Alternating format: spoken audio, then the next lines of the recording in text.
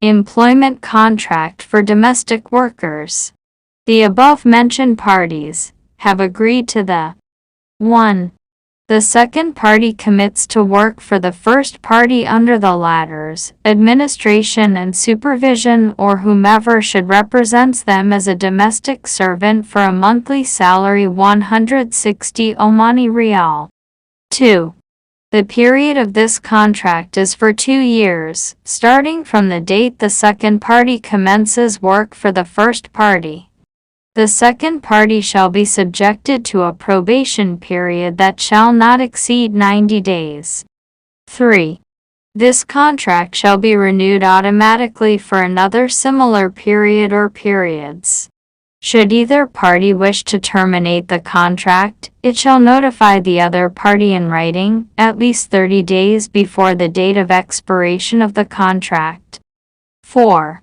The second party will be returned to his/her country of origin at the full expenses of the licensed expatriate employment agency through which the second party has been brought, provided that within 180 days from the second party's date of arrival, one of the following can be proved.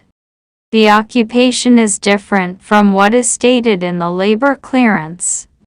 The second party refuses to work for the first party without a legally justifiable reason. The second party has a disability of type that will render him/her unable to commence the assigned work. The second party has an infectious or chronic disease or a mental disorders. 5. The first party undertakes and agrees to A. Pay the agreed salary to the second party within 7 days from the end of every month or from the period of his/her salary becomes due. The first party should be able to produce, when required, proof that the salary has been paid either by a salary slip signed by the second party or a bank statement. B. Provide decent food and accommodation if the nature of work requires it and bear the medical care expenses for the second party throughout the period of the contract unless the second party violates the contract. C. The second party is entitled to paid leave of 1 day per week or compensation in lieu of it. D. The second party is entitled to a fully paid leave of 30 days for each 2 years of continued service and shall be compensated for the leave periods he/she does not take. Such compensation, if any, shall be paid at the end of the service. E. To issue an air travel ticket at their expenses for the second party to his/her country of origin in the following cases: where the first party decides to terminate the contract prematurely or when the contract expires; where the second party travels to his/her country of origin during his/her leave period. 6. The second party undertakes to carry out the obligations required by his/her job, particularly the following: A. Exerting reasonable efforts to carry out the work, and to follow the instructions of the first party, as it relates to the assigned work, unless such instructions contravene laws, regulations, public behavior or the conditions provided in this contract. B. Keeping any information relating to the first party that may be regarded as professional and/or family secrets confidential. C. Holding safely the things in his/her custody that have been provided to him/her to enable the execution of the assigned work, and returning them at the end of the service. D. Respecting the Islamic religion and abiding by the rules and regulations effective in the Sultanate and the country's social traditions, customs and moral values and partaking in any activity that may harm the country's security. E. Not working for any other person before completing the procedures of changing to another employer, according to regulations in place from time to time with concerned authorities. 7.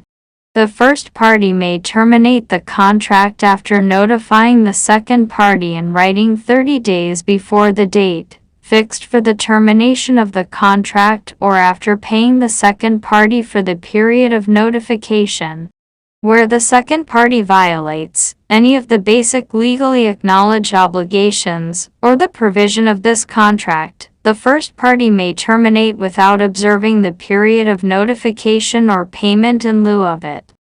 8. The second party may terminate this contract if it can prove any abuse by the first party, or if the latter violates any of the basic legally acknowledged obligations or the provisions of this contract. 9.